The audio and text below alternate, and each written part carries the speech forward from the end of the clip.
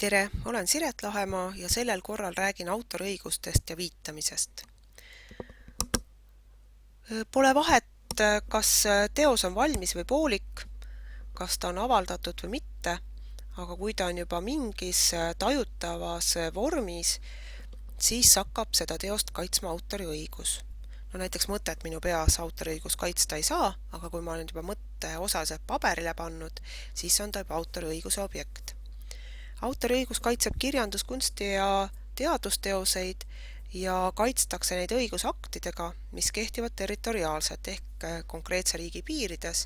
Samas on 160 riiki ühinenud Berni konventsiooniga, mis siis aitab seda autoriõigust laiendada ka piiride üleselt.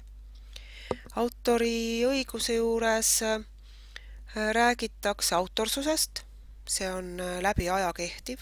No näiteks Oskar Luts jääb Kevade autoriks ikka ja alati ja siis räägitakse autoriõigusest, mis kehtib autori eluajal ja 70 aastat pärast tema surma, et hiljem on siis teosed vabalt kasutatavad.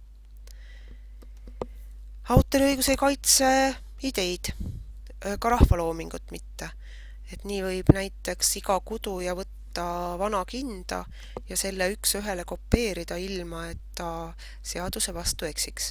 Küll aga kui on mõni tubli mustrikujundaja võtnud sealt detaile siit-sealt ja kolmandast kohast ja loonud täiesti unikaalse oma mustri, siis see juba on küll autoriõiguse objekt.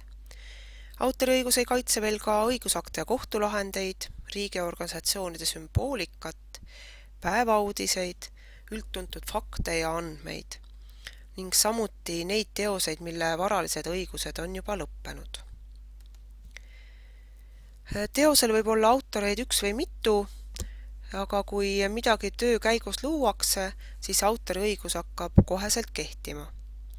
Ja kehtib ta siis nii avalikustamata kui avalikustatud teostele, et ühtegi registrit olemas ei ole, mis ütleks, et need ja need inimesed on selle ja selle teose autorid ja sellepärast, et see teos on nüüd lõplikult valmis ja nüüd need õigused kehtivad. Igal juhul nad juba kehtivad kohe, kui teos luuakse.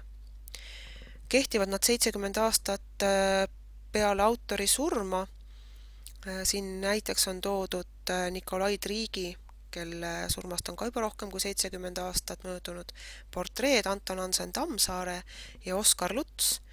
Anton Hansen Tammsaare surmast on samuti rohkem kui 70 aastat möödas ja tema teoseid võib juba vabalt tsiteerida ja kasutada ja Oskar Lutsu teostele veel kehtivad siis autoriõigusaktid kaitsva sellise varjena.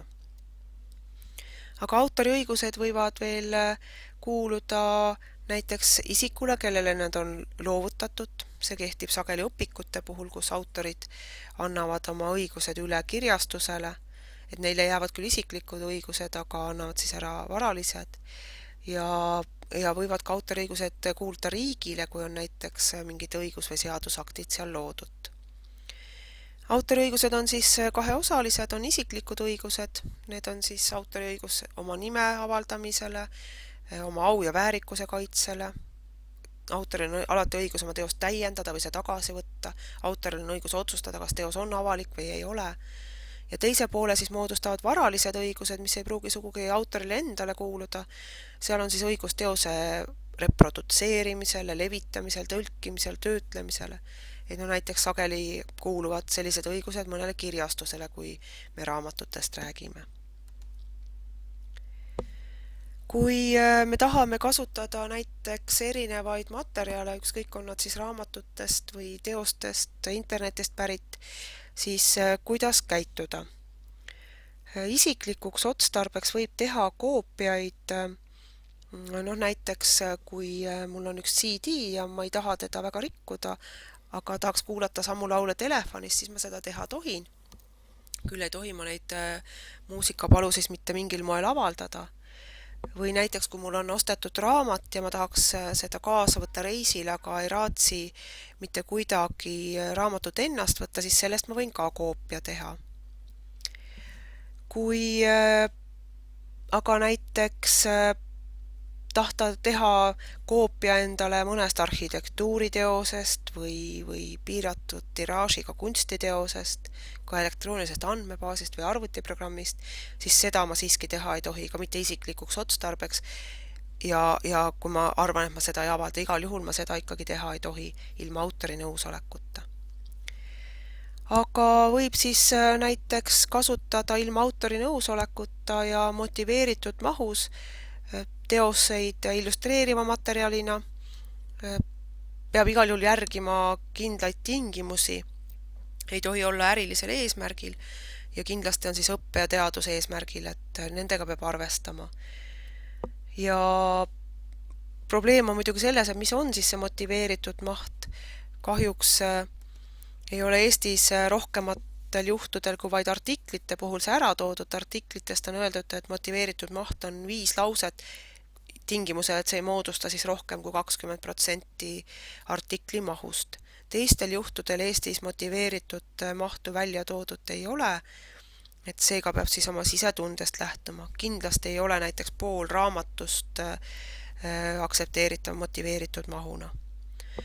Ja kui me kasutame teoseid, neid tsiteerime, refereerime just selles samas jälle õige mahuga, siis igal juhul peame ära tooma autori nime, teose nime ja avaldamisallika. Et see on selline elementaarne ja kindlasti tuleb seda teha. Aga kui me kasutame näiteks materjale mitte õppematerjali loomiseks, vaid tahame, et õpilased näiteks laulavad, tantsivad kellegi loodud tantse, siis seda võivad nad koolis teha tingimusel, et tegu on õppeprotsessi osaga ja et tehakse seda siis selle kooli personali või õpilaste poolt ja et kuulajaskonna hulgas on kindlasti selle sama kooliga seotud inimesed, et õpilased, nende vanemad, lähedased ja koolipersonal. Ja kindlasti tuleks teatavaks teha selle esinemise ajal ka autori nimi, kui see teosele märgitud on. Autorit tuleb kindlasti austada ja temal tähelepanu pöörata, et ei juhtuks nii nagu siin selle pildi puhul, kus autori nimi on ära võetud ja teost enda tööpähe esitletud. Abi autoriõigusega kursis olemiseks annab lehekülg autor.ee, kus on erinevad õppematerjale, kus saab esitada küsimusi ja uurida siis kõik autoriõiguste seadusesse puutuvat. Aga meie autoritel on võimalus oma teoseid ka vabalt kasutamiseks anda. Selleks on võimalik oma teostele lisada avatud sisulitsentsid, mis kasutajatele juba ütlevad, millistel tingimustel nad võivad siis teost kasutada. Kõige tuntum on tõenäoliselt Creative Commons, millel on tehtud ka eestindus ja mida on hästi palju kasutatud juba ka õppematerjalide puhul. Aga on olemas siis ka GNU ja Public Domain, et võib-olla natukene vähem meil tuntud. Kui nüüd Creative Commonsi litsentsid võtta, siis siin on kõige rangemad litsentsid on alumised, aga ülevalt alla vaadates siis inimese märk näiteks tähendab seda, et ma pean viitama autorile. Selline ring on, et ma peaksin jagama oma teos samadel tingimustel, kui see inimene on oma teose jaganud, et näiteks kui keegi on öelnud, et ta ei taha, et tema teose kasutamise eest raha saadakse, siis ka mina pean oma teose puhul seda arvestama, kui ma olen jupikest sealt võtnud. Siis võrdusmärk näitab, et need töö peaks olema muutmata kujul, et näiteks ma võin küll fotot kasutada, aga ma ei tohi sealt midagi ära võtta või sinna lisada. Euro või dollari märk on siis selleks, et ma ei saa või saan määrata näiteks, et minu tööd kasutades ei tohiks seda uut tööd müüa ja niimoodi järjest ülevalt alla tulles siis need rangemaks lähevad. Et märgitakse neid natuke erinevate visuaalidega, et kas suurema, veidi väiksema või päris väikse märgiga, et kui need on kuskil töö juures, siis vaadake julgelt üle, millised litsentsid on ja kas te seda kasutada tohite. Ja siin on siis ka näha see Public Domaini ja GNU omad, et seal tuleb ka järgida litsentsi tingimusi ja neid on kasulik siis konkreetselt lehelt lugeda. Olen välja toonud siia ka mõned keskkonnad, siin on näiteks SlideShare, kus on ilusti näha Hans Põldaja luba oma esitluse kasutamisel, et ta palub ka viidata endale kui autorile ja lubab siis tööd ka muuta. Tuntud muuseumite veebivärav Muis lubab näiteks mitte kommertse eesmärgil oma lehel olevaid pilte kasutada ja nemad on ka ära toonud iga pildi all viite, mida nad loodavad siis piltide kasutamisel kuskil näha. Kui me otsime endale õppematerjali või lihtsalt vajalikul eesmärgil mingeid pilte ja tahame kindlad olla, et need on autoriõigustega lubatud, siis üks võimalus on Google'is näiteks kohe määrata, et ma tahan otsida taaskasutamiseks mõeldud fotosid, et siis ma ei pea neid kõiki lehekülgi eraldi veel läbi vaatama, et kas seal on litsents, mis lubab või ei ole. Wikipedia ja Wikimedia lubavad sageli oma pilte erinevatel tingimustel kasutada vabalt ja siin on ka litsentsi tingimused siis ilusti näha ja saab kohe kiirelt ka autori nime teada. Flickril on olemas litsentsi järgi otsimise tingimused, et vaikimisi palutakse autoril või määratakse autoriteostele kõige rangem litsents, aga igaüks saab ise siis neid ümber muuta ja väga-väga palju lahkeid fotograafe on, kes siis lasevad oma töid kasutada. Muusikakeskkondadest on sellised Jamendo ja SoundCloud, mis ma näitena olen toonud, kus on ka siis võimalik litsentsi järgi otsida.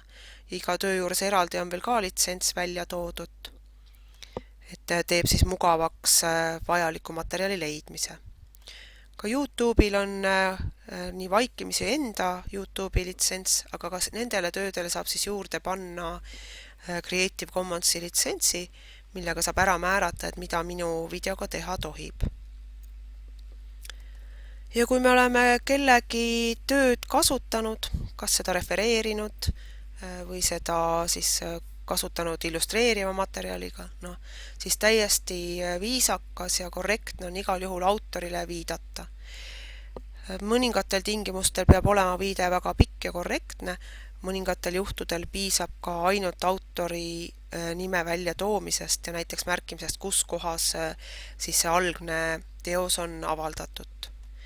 Aga kindlasti peab viitama, kui kopeeritakse autori täpset sõnastust või refereeritakse teise autori ideed ja kasutatakse siis teiste poolt esitatud fakte, diagramme, pilte, jooniseid ja nii edasi. Et kui me kirjalikku teost teise autori töödega teeme, siis on kindel rusikareegel see, et iga kord ma pean viitama nii teksti sees, see viide peab olema veidi vähem detailne teksti sees ja veidi detailsem siis teksti lõpus kasutatud kirjanduse loetelus ja alati jälgitakse ühte stiili terve viitamise puhul, terve teose sees siis. Ja viitamissüsteem on väga palju erinevaid, meil tõenäoliselt üks tuntumaid ja nüüd järjest enam populaarsest võitev on APA viitamissüsteem, mis on Ameerika Psühholoogide Assotsiatsiooni poolt loodud ja seal on praegu kasutusel 6 versioon ja kokku on 77 allikatüüpi, sealhulgas ka mitmeid erinevaid tüüpe, millega saab siis viidata internetis olemasolevaid allikaid. Et siin on näiteks näha, millisel moel APA viitamissüsteemis on olemas kasutatud kirjanduse loetelu.